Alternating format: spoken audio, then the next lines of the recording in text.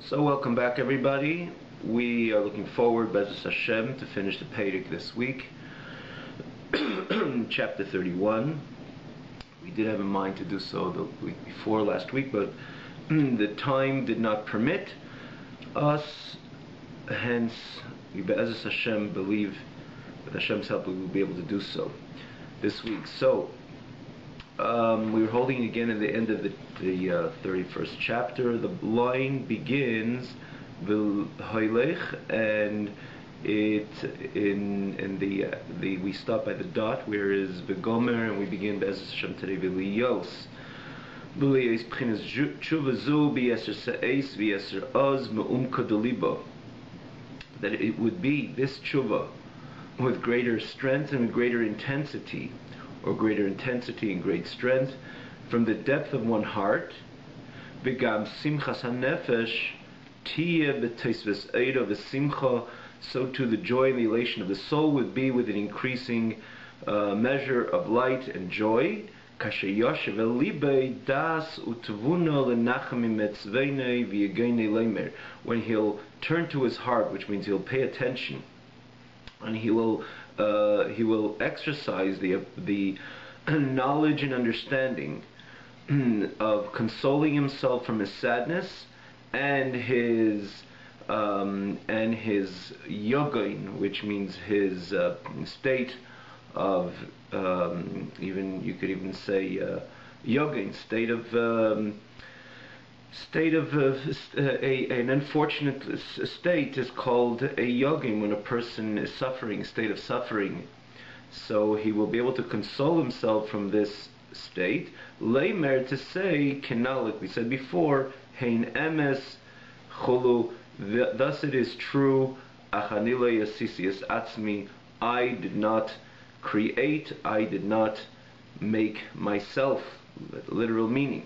So this is again the words which are translating over here, but a little backdrop, which again this is a few lines encapsulating the last three chapters, the Chavtes, the Lamed, and Lamed Aleph, where the Alter Rebbe in Chavtes and Lamed pointed out or focused on the negative dimension which exists within the Yid, which is his Nefesh Abahamis, his animal soul, which drives him in a very animalistic and many times improper and even inappropriate directions, and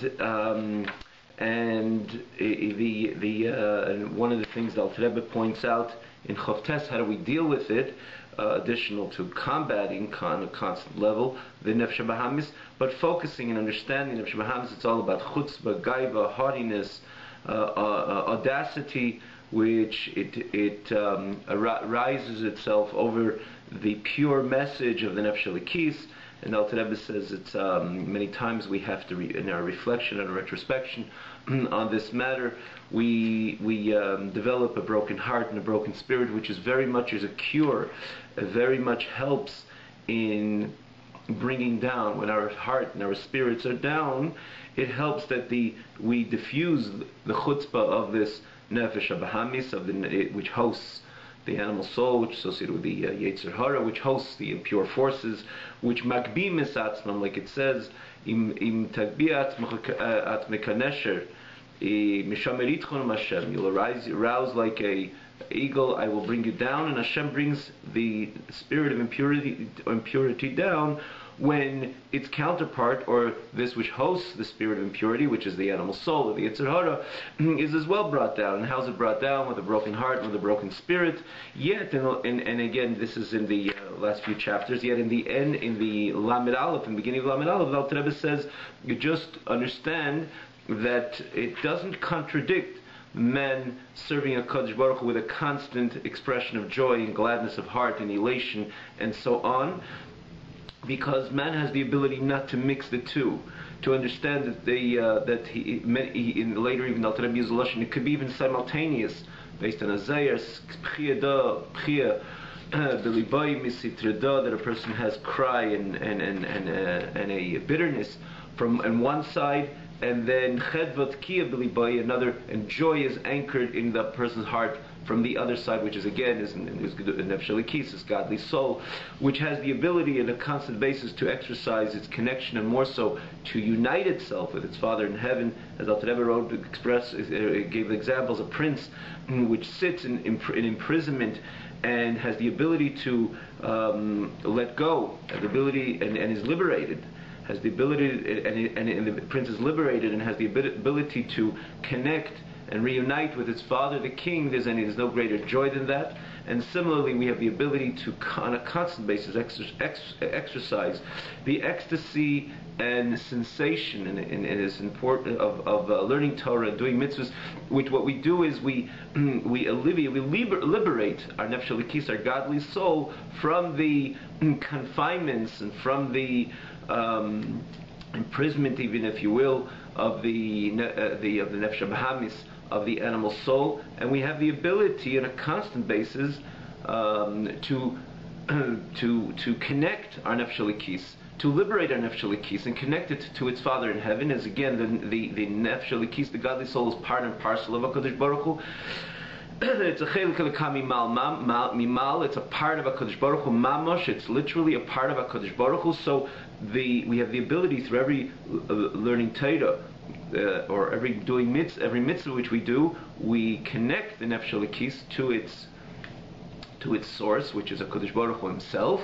And as Alter Rebbe so beautifully and eloquently touched the expression of our sages, tshuva ma'asim tovim. The literal meaning is repentance and ma'asim tovim. As Alter Rebbe says, tshuva ma'asim tovim is that the good deeds that we do, tshuva, we return, varuch tashav elokim, we return the nefesh, we alleviate, and we liberate the nefesh from its confinement, from the tsar, from the pain and the yogain of its confinement and its perhaps incarceration, even in the taivas and the lusts and temptations, the animalistic lusts and temptations, and bodily lusts and temptations stemming from the animal soul, which constantly offers and constantly tries to capture man's attention, and in order to implement all the animalistic desires. So it's the nefesh elikis is in a incarceration, but we have the ability, tshuva, in a constant ability, in a constant basis, because nothing is stopping from us from learning Torah, nothing is stopping us from doing mitzvahs on a constant basis. We have the ability to bring back, to return the chelik Hashem which exists within us, the part of HaKadosh Baruch Hu which exists in us, to its source, to its root, which is HaKadosh Baruch Hu Himself.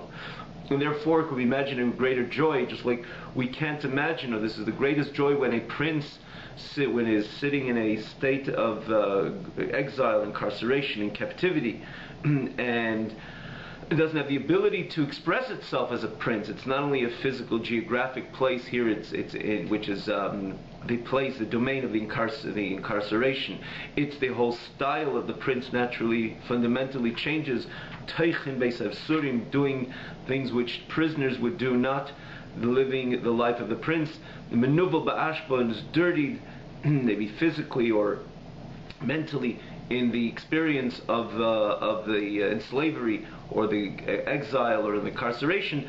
And then it leaves and it liberates itself, and it has the ability to liberate itself, and it goes out to a state of liberty, El Beis Aviv, to the Father's home, the King. Is there any greater joy than that? And we can, and we ought to experience that tshuva, that returning through the ma'asim tov, the good deeds we do. And therefore, because we're constantly learning Torah and constantly doing mitzvahs, and anything, again, mitzvahs and learning Torah is pretty much around the clock, as we mentioned in different opportunities, that even if we do things l'shem shamayim, in other words, even things we have to do because we have to live, eat and sleep, but we do it with a godly purpose, that itself becomes a godly act. So a yid has the ability to constantly maintain that simcha, that joy, which is associated with the tshuva in this case, and with this explanation, the returning, the constant experience of liberation and freedom of the nefesh elikis, of the godly soul, in its unifying itself, in its unity with its Creator, with the King, with HaKadosh Baruch Hu. And in the same token, despite, again, he's not a tzaddik, he's a Beinoni, as we mentioned, and a Beinoni always has the Yetzer Hara. The Yetzer Hara is always by the Beinoni in full tact. and Yitzhahara, together with Nefesh Bahamis. And so, together with this Simcha, he has the ability, the Alter Rebbe again later even says simultaneously, but if he can't experience it in a healthy manner simultaneously, there's certain parts and there's certain times, as we mentioned before a person goes to sleep, Krishma Shalamita, in the state of retrospection, reflection, which causes a bitterness, a sadness, which that itself is so healthy, as we mentioned, which bring the broken spirit and broken heart, brings down the chutzpah or the nefesh bahamis from its chutzpah, and so on and so forth. So the idea of the nefesh elikis and the nefesh bahamis, or the reflection of the nefesh elikis, the way it has the ability to demonstrate or to stand in it with a constant state of joy and elation, and together with that, to express that bitterness, which again diffuses the audacity or the audacious presentation of the nefesh bahamis, can again go hand in hand. So the Alter Rebbe encapsulates us in these very few words.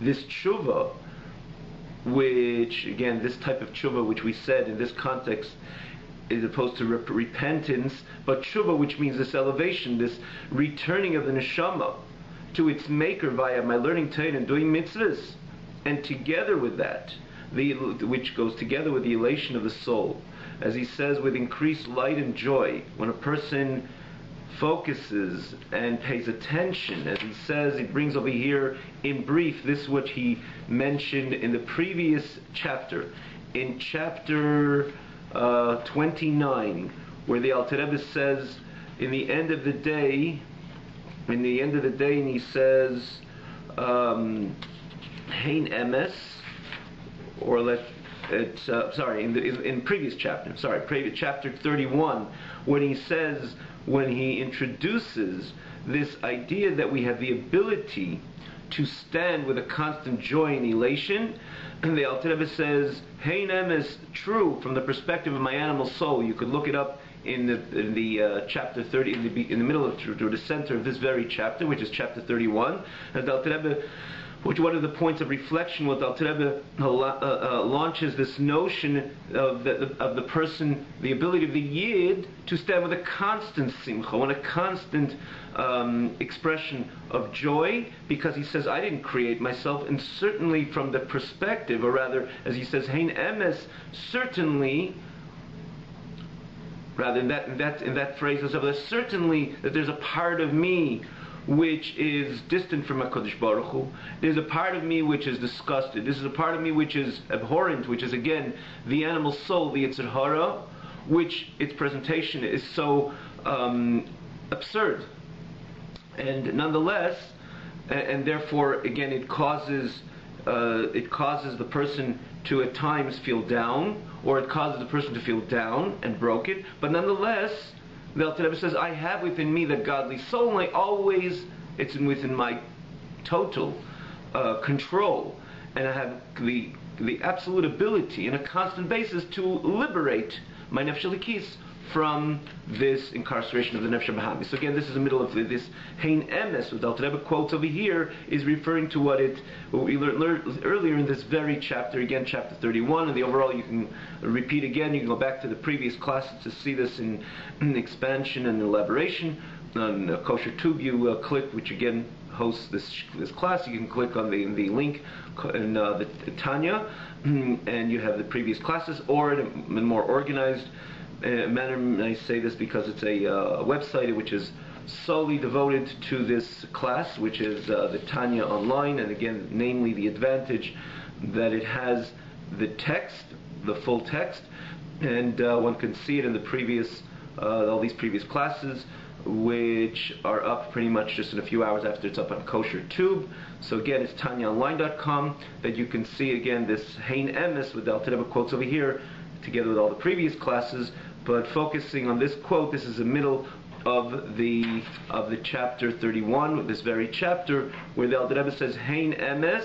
In this case, the Hein emes means to say, true, there's a part of me which is distant from Hashem, yet I have a neshama, and I have the ability always to exercise the neshamadikite, which means to bring out the purity of the neshama, or take my neshama out, alleviate the neshama, my soul, from its incarceration, liberate its neshama from its incarceration, and bring it back to the King, the Father, the King, via again every Torah which we learn, every part of Torah which we learn, a piece of Torah which we learn, and every Torah experience, every learning Torah experience, and similarly performing mitzvahs.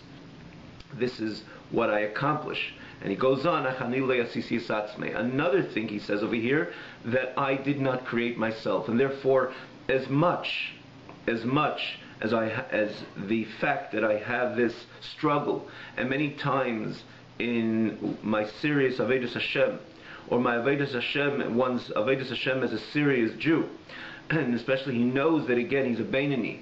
Despite a Beinani is someone who's classified never sinned, not once. He never sinned and never sins, not in action, not in speech, not in thought. May it be in loisasa, in the negative mitzvahs, and in the positive mitzvahs. But yet, as Al Rebbe, so in this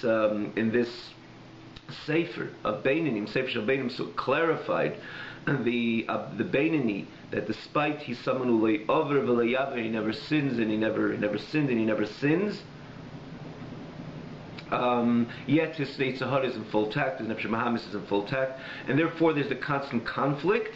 And then he consoles himself from this sadness and this pain via introducing this which Al Rebbe introduced, the Hein Emes, which we mentioned before. I have a neshama and I have the ability to uplift myself via my constant exercising my connection to HaKadosh Baruch Hu by learning Torah and doing mitzvahs.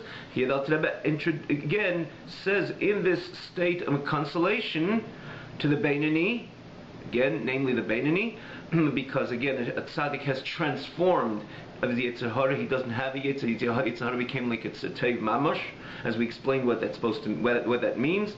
He transformed his Nefesh Bahamis, his animal soul, the Avodah of the tzaddik. Got rid of it, or he transformed it. The difference of the tzaddik v'tevli, tzaddik v'rali. But we're dealing with the Beinani, which needs this constant consolation. So here the Alter Rebbe adds a new dimension. I am not the one who created myself. If I would be the one to create myself, it would be my fault. I would be faulty. I would be culpable in being part of this, tormenting in a conflict. But nonetheless, I did not create myself. HaKadosh Baruch Hu created me. He gave me an Nefesh Bahamis, an animal soul, and as long as he decides I'm not going to become a tzaddik and I'll be a Beinani, I will remain with this conflict. But because I'm not the one who created myself, therefore it's a partial, or it's a type of consolation over here. And there the Alter Rebbe goes on and says, why did Hashem do so? Why did Hashem do so? Before we go on, after the dot over here, I just want to mention this. We mentioned this a few times, but as I repeat it, it could be always confusing. We say the Beinani never sinned and never sins and never will sin.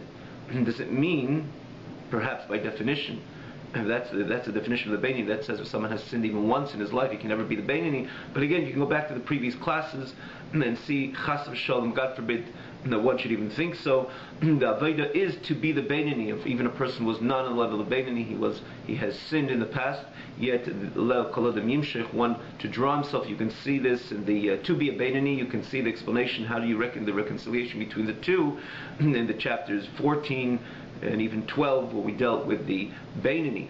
So let's go on over here. Why did Hashem do so? Again, there's a continuation. I didn't make myself. HaKadosh Baruch Hu did this. But why did Hashem do this? Why did Hashem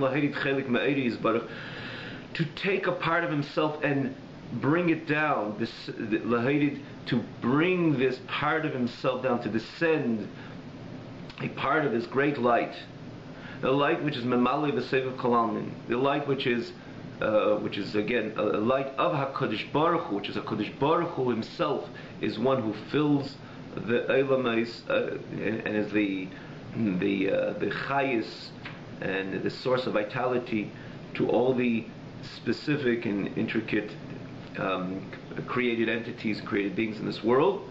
And then Seviv Kol Almin, there's the dimension of a Kodesh Baruch Hu which it transcends all that.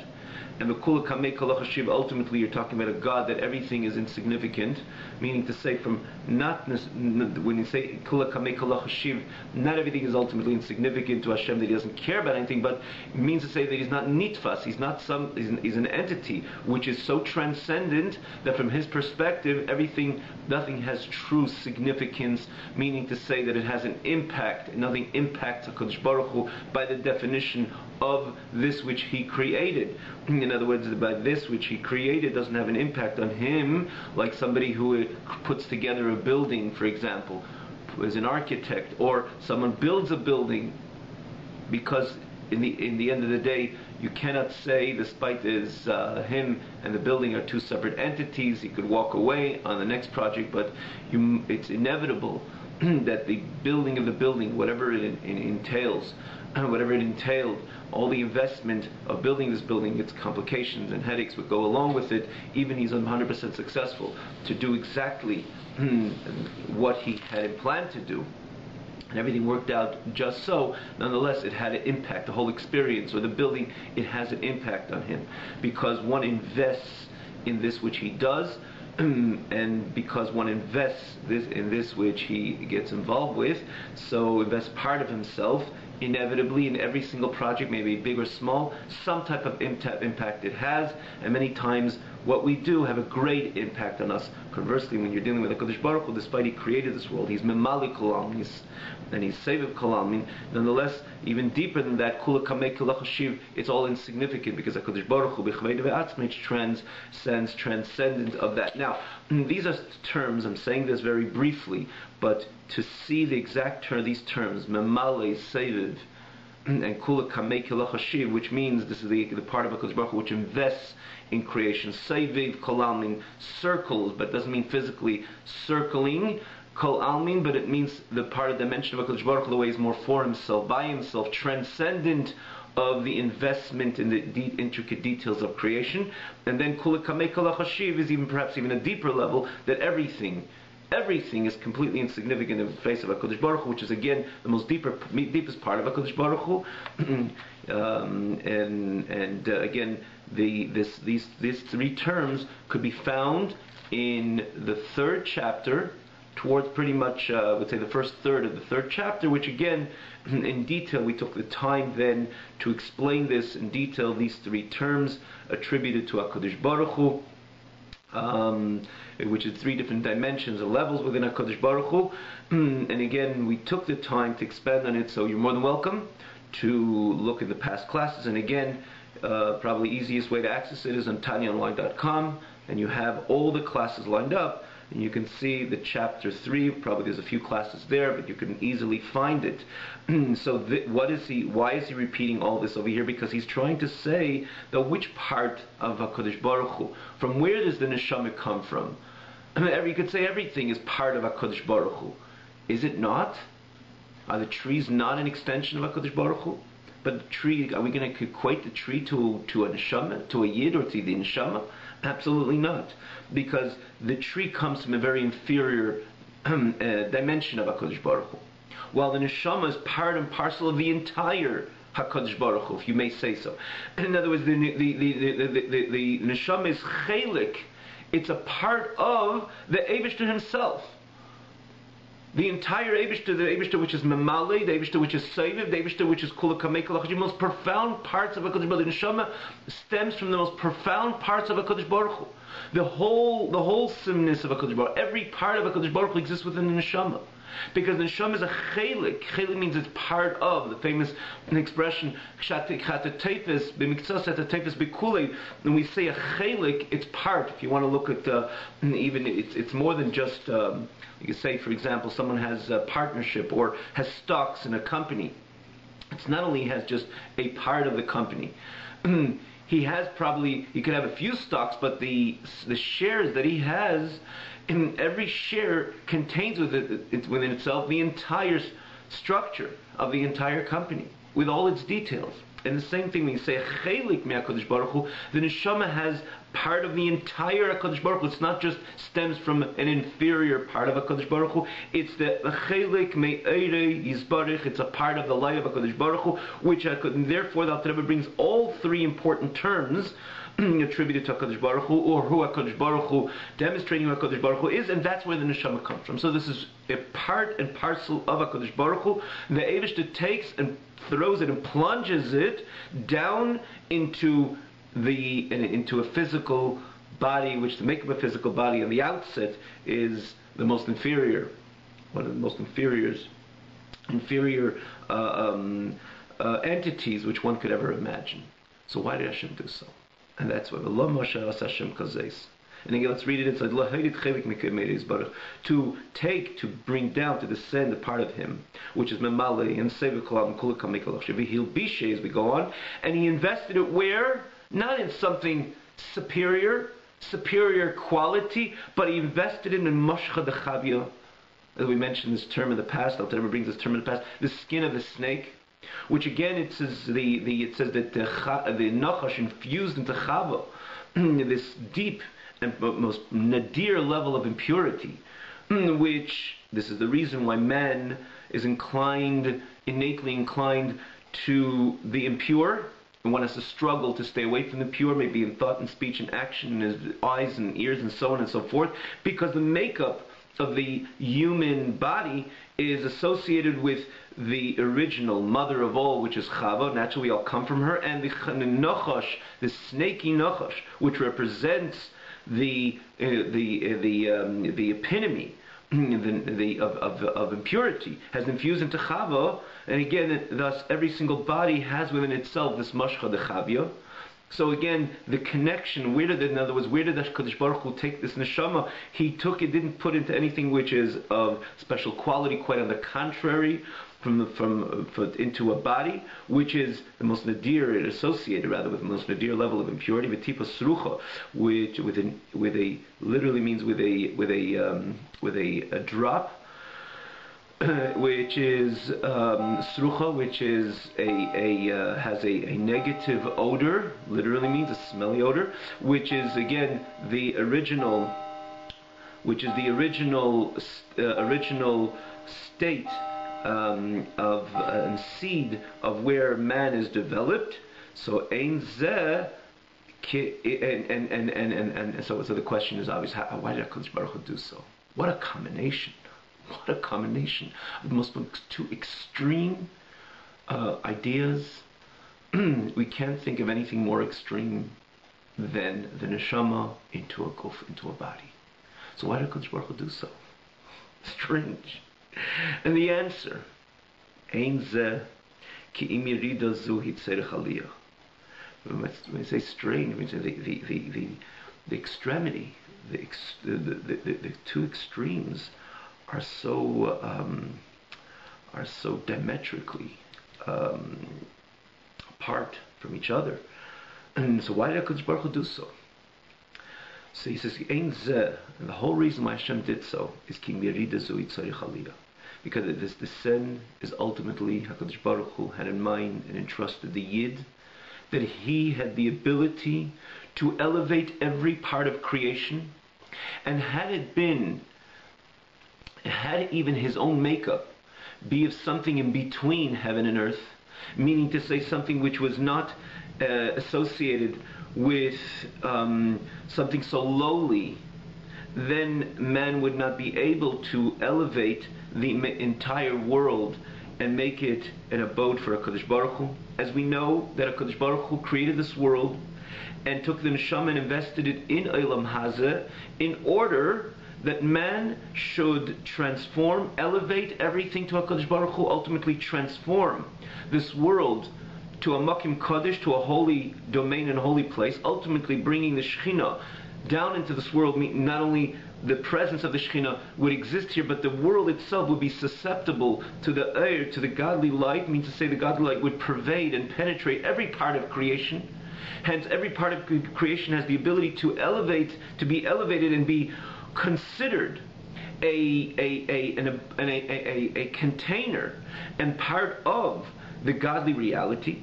So God put the neshama in the most lowest entity which can ever exist, the most nadir and lowest entity which can ever exist, in order that when you lift up, when ultimately when the neshama fulfills its mandate, everything is going to be lifted. For example, if you want to elevate a building or elevate something grand, you'll put the elevator something or this which you're using, the tool which you're using to elevate, you're going to put it in the middle of the building or in the middle of this structure which you're trying to elevate. The bottom part will not be elevated, it'll remain. You could elevate a significant majority of it, but you're not elevating everything. So what you do is you put it in the lowest level, you put this elevator, so to say, whatever that particular, the name of that tool is, this which elevates. Again, we use elevator, something we go into, but this elevator which you're trying to elevate, this building, what you do, you put in the lowest part, and with that you elevate the entire building. But what if that doesn't have the exact strength? So you make sure that the elevator itself carries enough strength to elevate the entire building. And this is exactly what Hashem did.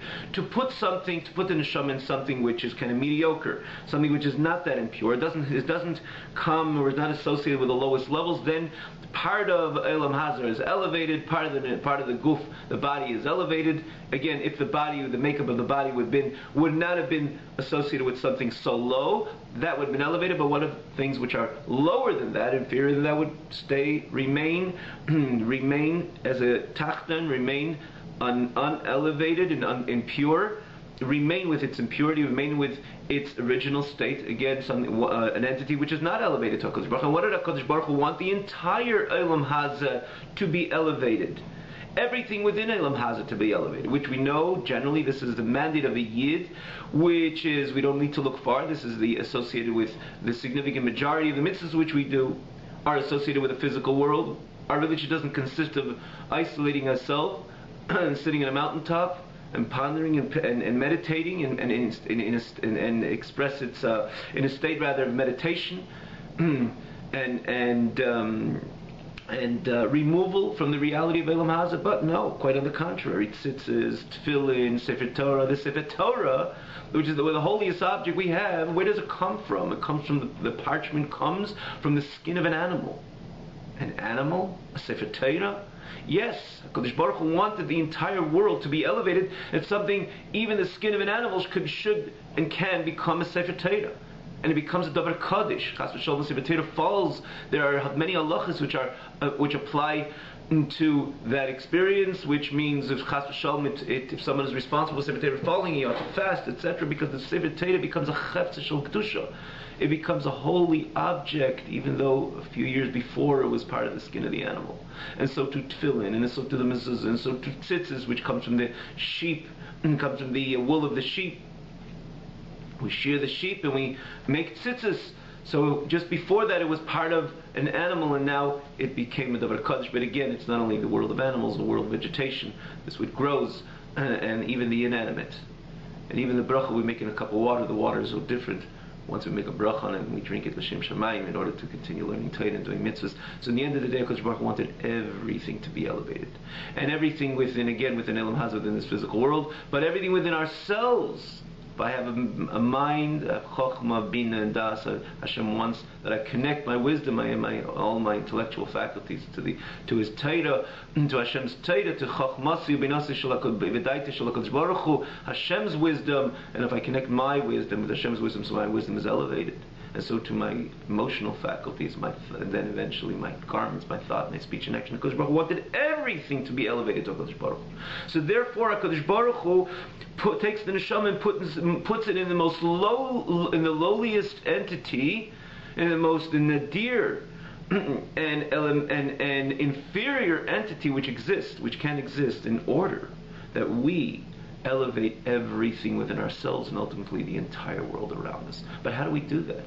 How could you elevate things which are so lowly? So HaKadosh Baruch Hu put much energy into that tool. Like we said before, you need to elevate the entire building, you bring something with much more energy. And what is the greatest energy? HaKadosh Baruch Hu, which can't ever exist, is God Himself. So God took part of Himself and put that, which becomes the neshama, and put that into the body. So it has infinite kayach. has infinite power, unlimited power.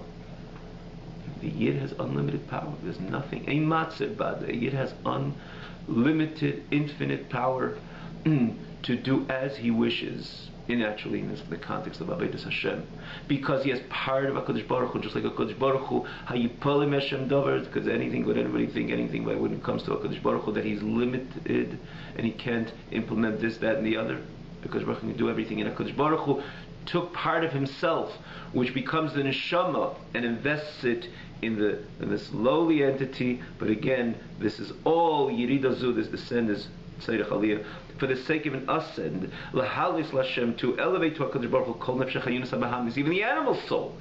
As we said, the animal soul has the ability to be elevated, even when it's not going to be the tzaddik.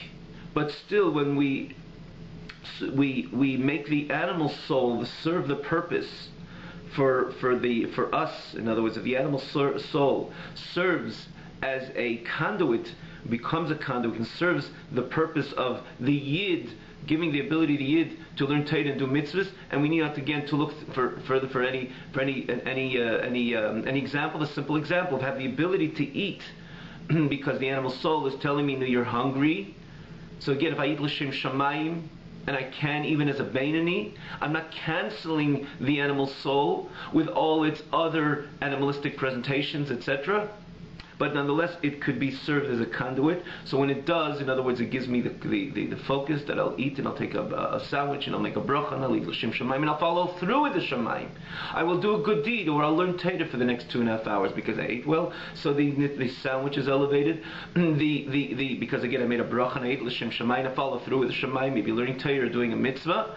But not only that, the nefesh bahamis is ultimately elevated, because it is what brought the person to eat that sandwich, which is signal to the person to eat the sandwich. So in the end of the day, my animal soul is being elevated, and the animal soul comes from klipas nega, because as we mentioned again in the earlier chapters, namely in Ches or Zayin or Vav, those chapters, the difference of Zayin. At the beginning of Zayin, the difference of klipas nega and shalosh klipas atmeis. So we know that only klipas nega can be elevated. We're not going to elaborate over here. We expanded on this idea very much. Again, you could look it up right on that very same site.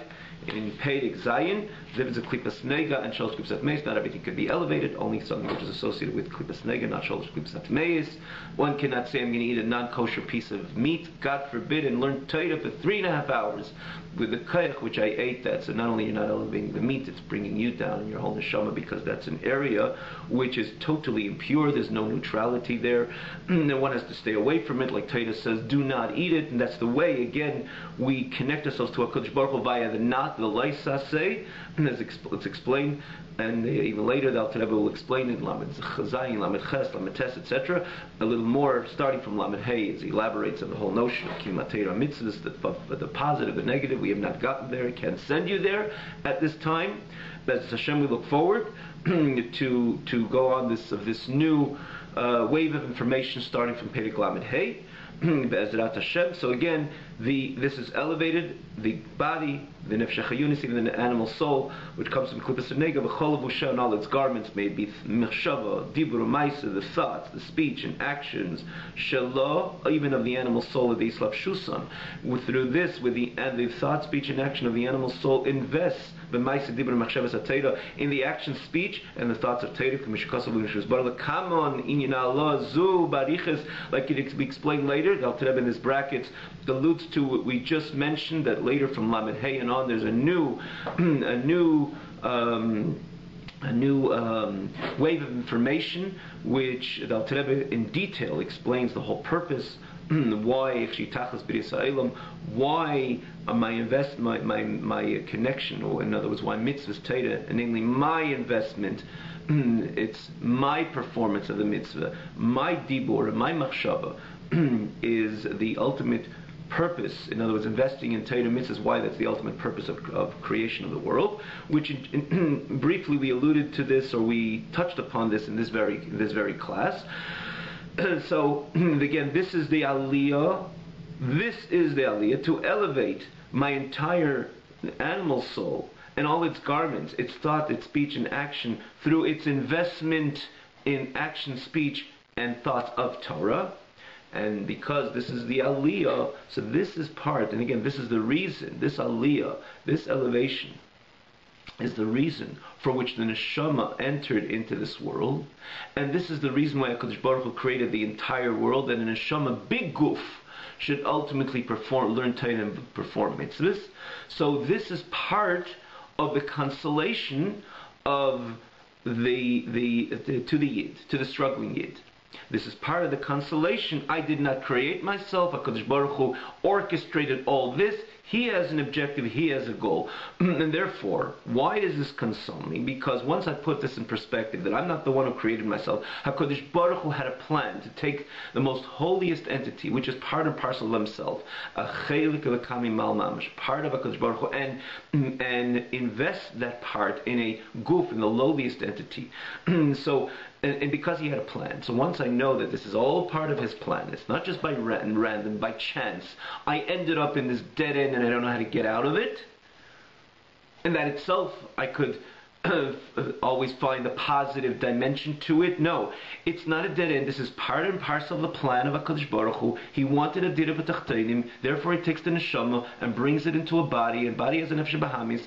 Most of us are Beinani, our Veda is to be the Beinani, and the Beinani has an Yitzhahar and has an Nefesh Bahamis, and it's a full tact, but yet every piece of Torah I learn, I take my machshava medibur, my thought and my speech associated with my animal soul, or the energy, which again, the animal soul is this which is the energy which keeps me alive and allows me to think, to talk, and I take that machshava and dibur and invest it into the thought and speech of HaKadosh Baruch Hu's Torah via the instruction naturally and the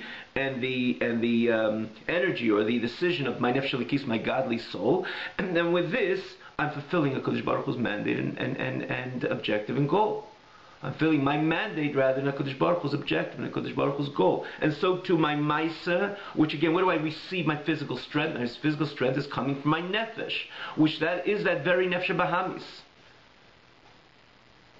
And with the decision of my nefesh elikis, I'm taking that strength, I'm taking that action, and I'm investing it in a mitzvah, because that's Maisa of Torah, that's Maisa of HaKadosh Baruch Hu. And with that, I'm making a HaKadosh Baruch Hu dira b'tachteinim, a dwelling place in this world. With that, I'm fulfilling HaKadosh Baruch Hu's objective, HaKadosh Baruch Hu's goal, why He created the entire world. So He orchestrated all that whole scenario He orchestrated in order for me to do so. So that's part of the consolation. Because therefore, when I look at it from that perspective, in Cain, Ephes, we continue, Ephes Zeis Esa, thus this is what I will do. The Zeis Tiv Kol Magamasi. When I put in this perspective, and I look at it with this sense of clarity, that this is what it's all about. If this is what it's all about, this is what I'm going to do, this is what I'm going to invest in, this is going to be my entire aspiration, Kol Yemei Cheldi, all the time that I have to myself. In other words, all the time that Hashem gives me in this world. And again, that I'm going to invest every part of my life, every fiber of my life, my energy, my spirit and my soul, in implementing this, my mandate, in bringing about, actualizing, implementing, materializing the objective and goal of HaKadosh Baruch Hu, as He wanted a dira, not bo'el yonim, a domicile, a home, an abode, not in the spiritual, not in the superior, but precisely b'tachteinim, in this very physical world with these struggles of the nefesh bahamis. So once I know that, that is going to be my entire investment, my spirit, my soul, like we say, Lecha Hashem nafshi yasa, and that to you, HaKadosh Baruch Hu, I will exalt, I will elevate my soul, which means I'm not going to only to do it with the inferior, the inferior parts of me, with this which is not where my spirit and my soul takes the stage, meaning to say not where my soul, my excitement, my core excitement is. No, my nafshi essa, my soul, my core essence will be involved in this Aveda.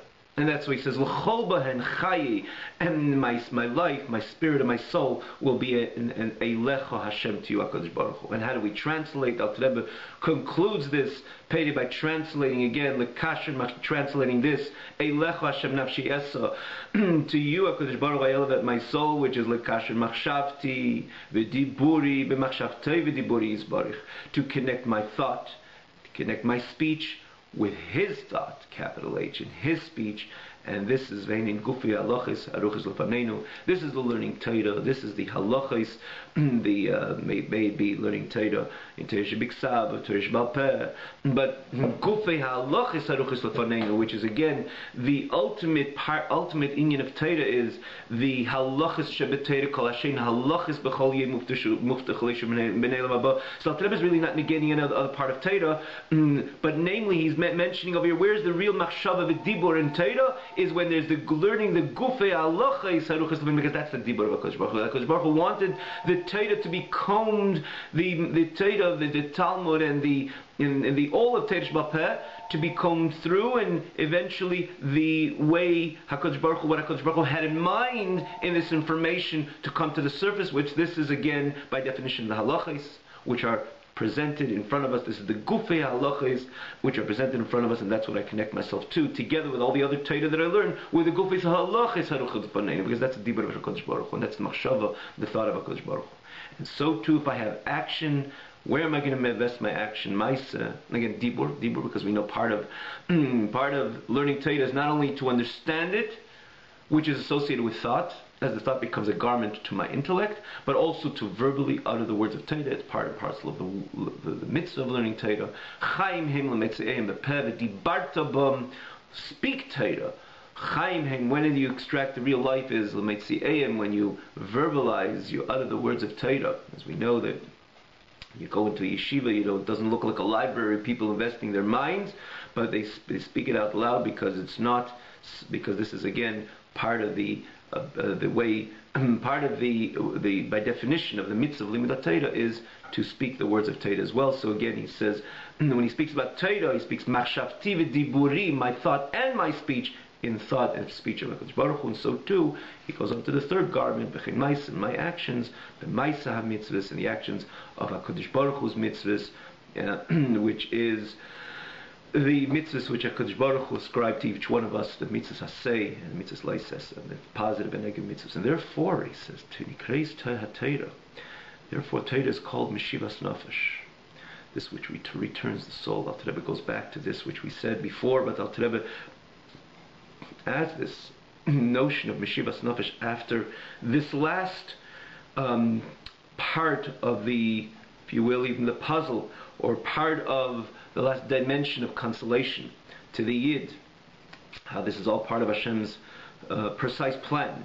So he says now we can understand as well, it adds in flavor this which we mentioned before, that in the Pirush, in the explanation to tshuva maisim tevim, not only the simple pirush of tshuva being repentance, but the maisim tevim as tshuva, returning the neshama to its source. This is also why the Torah is called Meshivas Nafesh, which we say in the pasuk, and which is a pasuk that it's that Torah is called Meshivas Nafesh because it brings the soul back limkeda v'sharsha, to its source, to its root. And Balzen Amar, and this is what it says. And this is Namar. This is what it says. Pikudei Hashem Yisharim B'Samchei. The mitzvahs of HaKadosh Baruch Hu are so straight, naturally associated with the Yashar of HaKadosh Baruch Hu, but namely, without Rebbe's bringing over here, this pasuk is Misamchei Leiv.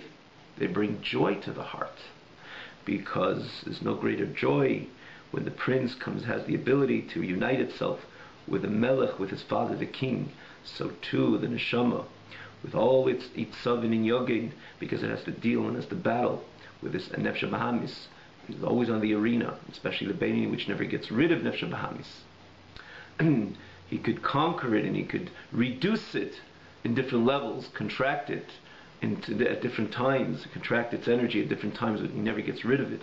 But when he focuses and he understands that this is all part of God's plan, to take this great neshama and put it into the guf with a package of the Nefesh Bahamis and should invest into the animal soul. And again, not only the guf, not only the entity of the body, as he says, this mashcha lechavi tivasrucha, but it has this, but together with this comes the package of the animal soul, the Nefesh Bahamis, but it's all for a purpose. This is a part of HaKadosh Baruch Hu's plan. So once I see and I put things in that perspective, so my whole entire investment, my entire aspiration is to connect to HaKadosh Baruch Hu, to bring my pure neshama back to its source, Torah, to learn Torah, to invest my thought and speech, in HaKadosh Baruch Hu's thought and speech, through learning Torah, the overall, particularly the Gufi Halachis Haruchis Lefanenu. And then if I have Maisa, I will invest my third garment again, which is the Maisa, which is action, and HaKadosh Baruch Hu's action, which is Maisa HaMitzvahs, and that's Mishivas Nefesh. It brings my Nefesh back home. It has the ability, and again, to unite with the Melech, with HaKadosh Baruch Hu, and therefore it's called Simchas Nesamchi Leiv, because we could not think about a greater joy when a prince which is in a state of captivity, is liberated and freed, and has his ability to unite with his father the king. And this is what exactly happens when we learn Torah and we do the mitzvahs. And therefore, by definition, mitzvahs are called Misamchei Leiv. They bring them the joy, and again, this is the greatest joy which one could ever imagine and think of, to the heart. Have a wonderful evening.